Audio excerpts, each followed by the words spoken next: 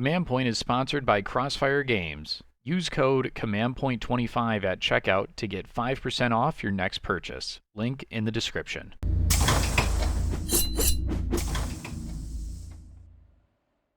Hello, everybody, and welcome back to Command Point. Welcome back to the 12 Days of Kill Team.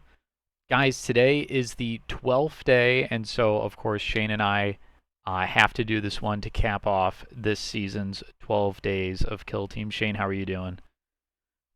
I'm doing good. It's interesting doing this after Christmas and like really recording it after the other episodes have been released because it's kind of like like we're reflecting a little bit on it. Yeah, Um and I think the 12 days this year went really well. I'm happy with the episodes. I mean, it's just as like a quick side note, like this is definitely the series I would say that we do that gets the most like feedback like all throughout the year. People are I always think letting so, us yeah. know about these videos and how much they like them. So I'm really glad about the positive support. And we just hit 10K subscribers, so it's a very special moment for us. Yeah, And yeah, yeah, thanks th- to everybody out there.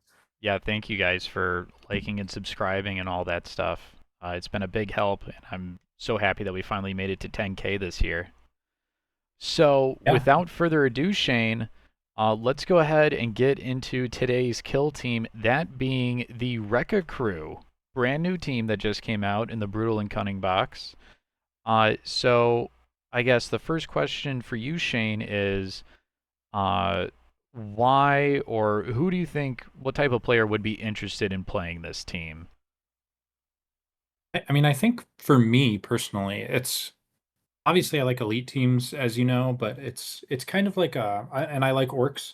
This is kind of like an orc elite team, which is a not something we've ever had before, and obviously they're a brand new team, which also makes them a little exciting. But it's like there's just something about like rolling a ton of dice and having these like pseudo flexible because they're situationally 3 APL models that can kind of like fight with anything, and when they're clicking they're killing anything, and they're like just durable enough, and they're really good at fighting, and their shooting is deceptively awesome.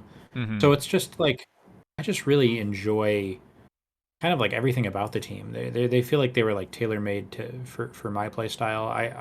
And I think they're fun to play against as well. They're always going to run at you and fight. That's going to be their goal. Um, and I think that makes for fun games on both sides. Mm-hmm. So I love the Rekkas. Yeah, so you would say that their play style is like a very focused, very aggro type team.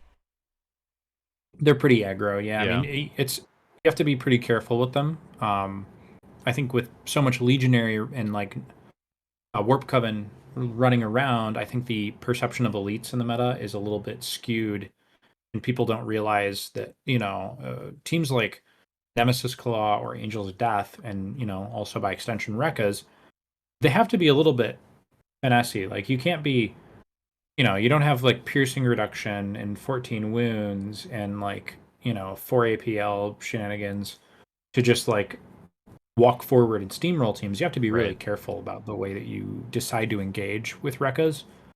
Um, and it makes for pretty interesting games, I think. Cool. So, when learning the team, what is a good piece of advice to help, get somebody going with the team early on? And then, what is something that clicked for you after like your first few games with this team? Yeah, so I mean, obviously the team is brand new, so there's definitely a like an element of I haven't played them at a tournament still. And normally if I would do something like this, it would be a team I've played at a tournament. But I do have a lot of reps on them, so I feel like I can give a pretty good answer to this. I think the first there was two things that I realized early on playing Rekkas. The first thing was that I think a lot of the success you're going to have with this team is going to come down to the way that you use your squigs, um, and finding ways to set up your squigs on the board, probably later in the turn, so that your opponent has less chance to hit them. and threatening on turn 2 with them adequately enough that you can, first of all, get your Wrecka Points going, because when they blow up, you're probably going to get a couple of Wrecka Points out of it. Um, and maybe you'll even start trading early on if you get lucky and Squig actually kills something. And a lot of that comes down to just like little just positioning things and being very, very careful, and kind of like painstakingly checking with your opponent, like, all right, if I'm here, can you see the squig? Because the squigs are really, really tiny. Hmm. So it's super doable to actually hide them behind the Volcus walls that are really tall. And on Into the Dark, there's some other stuff that we can get into later. But that was the first thing. And the second thing was realizing just how crucial smoke grenades are for this team. Um, Obviously, smoke grenades are generally good for most teams. But man, smokes with Rekkas against teams with like shooting and piercing, especially, I don't know how you're going to win games without smoke grenades. I think a lot of it is like you're going to use smokes to get you through that mid turn 2 and into turn 3. Um, and it's going to like give you safety, because a lot of the time you're going to charge and fight. And but maybe if you don't have smokes, you don't want to do it because you're going to be out in the open on engage Right. with, a bunch of enemies left to go with probably guns, with piercing and stuff. Um, But with smokes, you can charge, fight, and then you have that third APL. You can drop a smoke at your feet and keep your model safe. But you just want to do it in a way, make sure that your opponent doesn't have a way to get within 2 inches of where your guy is, where he charged. And as long as you can stay out of that range and set up kills, it becomes very, very difficult, because it's really hard to charge Rekkas, because they have Justice Crouch and they're just Hmm. generally good at melee. Yeah. Um, and even like a Meltagun shooting into a smoke grenade on a Rekka is just not going to do anything. Between Justice Scratch, first of all, they can't get crits with Obscurity, so Justice Scratch becomes better, because they're only getting normals. They're getting rid of a success. You're ignoring piercing in the smoke grenade, so you'll have all 3 of your dice with 4 ups, and you'll probably have your ploy up to re-roll one of those dice. So it's like the smoke grenades just give you such a blanket of safety. Um, and I think in all of my games that I've used them, it's like a springboard to make it into turn 3 with all of my guys still alive, other than the Gotcha. squigs. Okay. Very cool. So, talking loadouts, there's some teams in this game that have a lot more choices when it comes to, let's say, list building than others. So what have you typically been taking in terms of like operative loadouts and equipment, and what have you found to not be so good for this team? Yeah, I mean, since this team is pretty new, there's not a lot of like conventional wisdom floating around out there yet. I will say, in case it isn't already known to you, the knob with the double rocket pistols, I think, is like always the way to go, Mm-hmm. and over the hammer that he gets. Um, the melee is still good, and those pistols are just like some of the best shooting weapons in the game. And when I've been running, I think 90% of the time you're okay with running all the specialists, so the Demolisher, the Crusher, and the Rocketeer, and then one Breakaway Fighter and one Gunner. I just think having another source of shooting is really good. Um, the rockets just rack up Wrecka Points really effectively with 6 dice, and you're threatening blasts all over the board, so that's also really good. Um, as far as the Rocketeer and the weapon, I think my take on it so far is that I think on Into the Dark you can take the Rocket Rack against elites specifically, because it's just like the math on it is just so insane. With lethal 5, you can threaten 3-inch blasts, so you actually might get a blast off against like a Marine team, which is kind of crazy. And if you do, the odds of killing them if you have your buff stacked and like all the Rekka points that you need, it's like really, really high. So I would do that, and otherwise I would probably lean towards the Pulsa. Um, just like throwing it out turn 1, you might get a Rekka point to start, which is really helpful, and you'll just mess up your opponent's staging, because if you put it on a spot where like they're behind a barricade or like something they want to climb over, um, they basically become like pseudo injured. So they're losing 2 inches from that, and they lose 2 inches from climbing. So it really hurts their mobility. And the chip damage is just like nice to have, and it's especially nice on Into the Dark, because if you throw it onto a door that your opponent is staging behind near their side, then they're paying 3 inches to walk through the door now. So because of 1 inch from accessible and then the -2 inches from the pulsa. So I really like that. I think there's some situations where you can go two breakaboys and like drop the gunner, maybe into like I don't know, like Felgors or something. But I haven't like super explored that, and I think most of the time, a good all comers list is that one that I mentioned earlier. Okay. So you had mentioned the Wrecka Points. So assuming this is a video, for a newer player, do you mind explaining the whole like Wrecka Point like faction rule and how you're able to leverage that in your games to its maximum potential?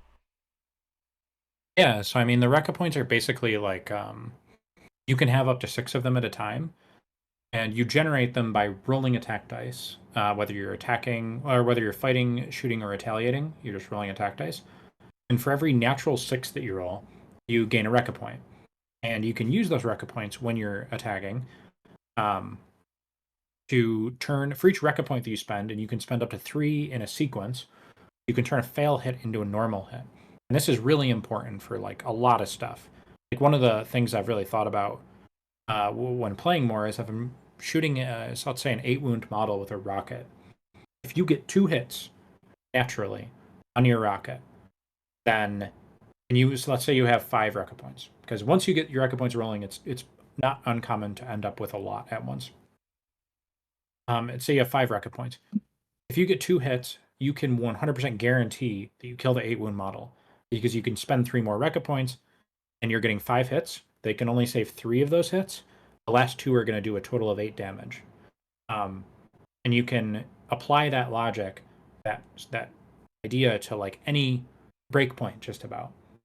The same thing applies to a 7 wound model. A 14 wound model. Let's think. So I mean, if you get all 6 successes on a rocket, um, God, that's like 24 damage. So it can save 3 of them. Let's say they have a 3-up save, and you just assume the worst. You assume they're going to save all 3. Um, then they're taking 3 hits, assuming you got no crits. There's 3 hits. Um, that's 12 damage. Now, if you use the drill rockets equipment, they lose a defense dice. So now 6 hits is killing them. So it's just like breakpoints, and learning the breakpoints is really helpful. Gotcha.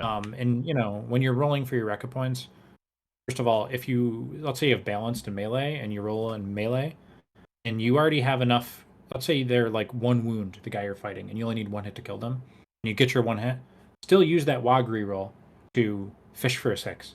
Like Hmm. stuff like that. Like always remember to fish for your 6. And if your squig dies, always try to blow up your squig, even if it's not hitting anything, because you get 6 dice that you get to roll, and you might get another 6 and get a Rekka point. Gotcha. All right. So, for in terms of Tack Ops, what Tack Ops are you usually playing? Yeah, so they have access to Seek and Destroy and Security. In my early days of playing Rekkas right now, I think that their Tac Ops might be one of their weaker points. Obviously, not having recon is kind of a weakness in and of itself right now, but Hmm. security is still pretty good. On some boards, on Volcus, Take Ground is very, very effective.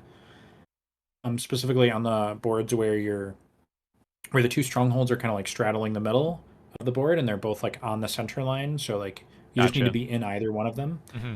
Um, and generally speaking, I think Contain is really good for them. Obviously, Contain is, it can be really deniable. But what I like about it with Rekkas is that it forces the opponent to come to you. Yeah.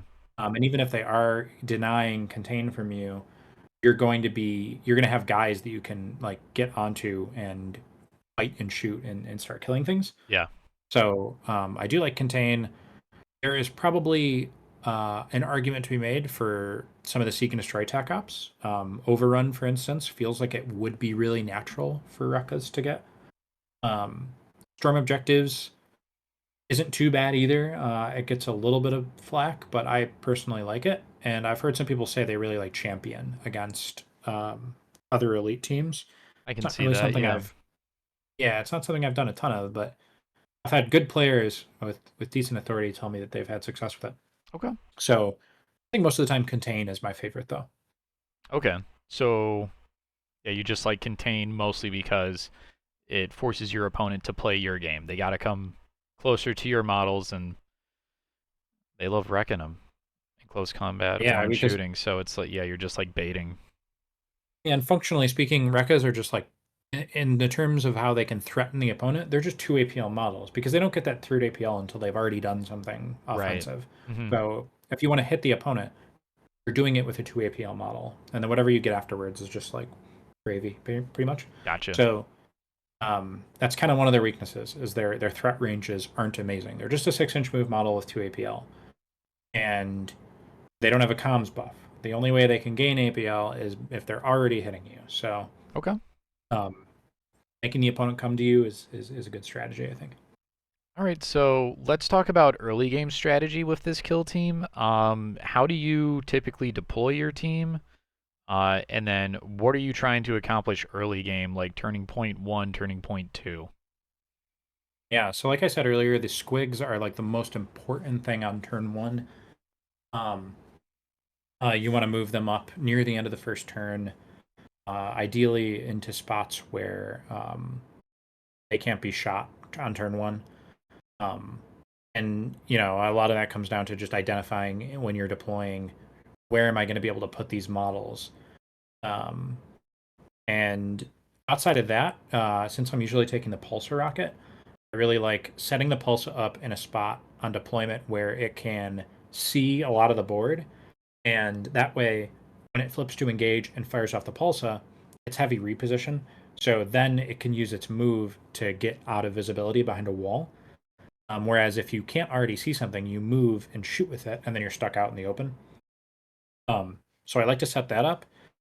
A lot of the time, I'll try to put my breakaway fighter near the either on Into the Dark a light barricade, and on open board a Volcus wall, one of the thin Volcus walls, so that he can run up and basically create a door for me to like filter some of my models through. Um, so I've had a lot of success with that, and just kind of like patient staging, like you would with elite teams. You're not trying to go too far forward with your knobs and your, I guess, your breaka boys and your rocket boys, but you want to keep those guys safe. Position aggressively with the squigs, and it's easier against other elite teams. I think that's one thing I've learned is Rekkas I think are pretty good into other elites because you out activate them by two, so you can wait until they're all done moving on turn one, and then just launch the squigs forward as far as possible. Um, and also keep in mind that because your squigs have to be engaged, if you're playing against a team that out activates you, you're probably going to get a counteract, um, and it's probably going to be on the squigs. So getting another 2 inches of movement to go forward with a squig can be a really big deal as well. Um, and then on turn two, I'm just trying to identify where I can hit, and usually that involves going out and killing something and then dropping a smoke at my feet in a reasonably aggressive position. Um, so that way, next turn, even if I lose initiative, I'll have at least one activation before I have to move my guys out of the smoke and start doing stuff again. All right. So, what is the coolest, like, flashiest play that you've ever pulled off with this team so far? Oh yeah, so I haven't had a ton of games to do it. I'm probably like 15 games in with Wreckas at this point. But coolest flashes. I mean, this is kind of a cool team. I They know. do a lot of cool Feels stuff. like every time they're in combat, they're gonna do something cool. Yeah, I mean, I think the coolest play that I can think of pulling off is with the dual rocket pistols with the Okay. salvo. Mm-hmm. Um, so the salvo, he's got two profiles in the dual rocket pistols. There's the focused, which is it hits on fours, it's got ceaseless, it's really reliable with the 6 dice. And then there's the salvo, where it hits on fives with no ceaseless. But whenever he shoots or fights the knob, you immediately gain a free Wrecka point. And the salvo profile lets you shoot at two different targets. Mm, It just specifies that the two different targets can't be shot more than once, even as a result of the blast or something. So, like, right. if there's two guys next to each other, you can't shoot them, blast them both, and then shoot the other guy, blast them both. It has to be two different clusters. Right. So, but if you do the salvo shot and you pay a CP for kaboom to increase the blast range by 1 inch, um, both of the salvo shots that you do are going to be 2-inch blasts. And so, say there's like a cluster of guys on this side of the room and a cluster of guys on this side of the room, like 2 or 3 guys on each side, and you salvo, you could kill like 5 or 6 models, Yeah. and you're rolling like, I mean, if you hit 4 guys the blast, you're rolling 24 dice. Oh my God. Yeah. Um, if you get 5, it's 30 dice. I mean, you're just getting so many shots, and you have Wrecka points, and you're generating them as you go. Yeah. Um, and yeah, it's just like, and you could just like murder an entire room, and it's like the most tank buster thing ever. Um, so yeah, I think that's the coolest play you can get is the double pistolier like salvo explosive kaboom play. I think. Okay. Yeah. Yeah, that's the dream play. All Yeah, right, and I mean you Shane. can even do that after charging and fighting too, True, because it's yeah. only one APL. Right. All right. So, Shane, we're wrapping up here. So, what is your favorite Christmas food or drink? Ooh, so I've gotten a lot of interesting answers on this one, asking this question. A lot of eggnogs. People love their eggnog. Okay. I've had some interesting. The European people in particular have given me some very interesting answers. Um, for me, I'm gonna say so. Ryan, you know about Genesee Brewery. Ooh, That's oh, a brewery in our local yeah. from Rochester. Uh-huh. People in the Northeast, you might have heard of it. It's like our cheap beer, basically. Like normally the cheap beer is like a Bud Light or something. We're fortunate in that we have our own local cheap beer. But they are like a brewery with a brew house in Hmm. Rochester, and it's a good place if you're ever in Rochester to go get lunch or something. But they make a beer in the winter, like during Christmas time, called their Winter Warmer, and it's like a dark. It's like a I think it's like a porter. Um, and I think that's my favorite like holiday delicacy. It's just Okay. like it's so nice, and it's first It's of all it's very seasonal. boozy. Yeah. It's seasonal, and Hmm. it's it warms you right up. It's great. I love the winter warmer, and I Yeah. get to shout out Genesee, so that's cool. Hell yeah. All right, guys. Well, that is going to do it for the final episode of 2024's 12 Days of Kill Team. Thank you guys all so much for supporting us through this whole series, watching every episode. Finally, cracking that 10,000 subscriber mark. It's been a huge goal of ours for, gosh, I want to say like the past 3 years. So I'm so stoked that we finally got here. But yeah, um, guys, if you haven't already, make sure to go ahead and subscribe. That way you don't miss out on any of our upcoming Kill Team content. There's going to be a lot more Kill Team coming in this next year. So make sure you subscribe and don't miss out on any of that. Shouts out to all of our Patreon supporters who help keep the lights on over here and keep the channel running. And we hope to see you guys all again in the next one. And Merry Merry Christmas, Christmas! everybody. Yeah, we're a little late, but Merry Christmas. Yeah.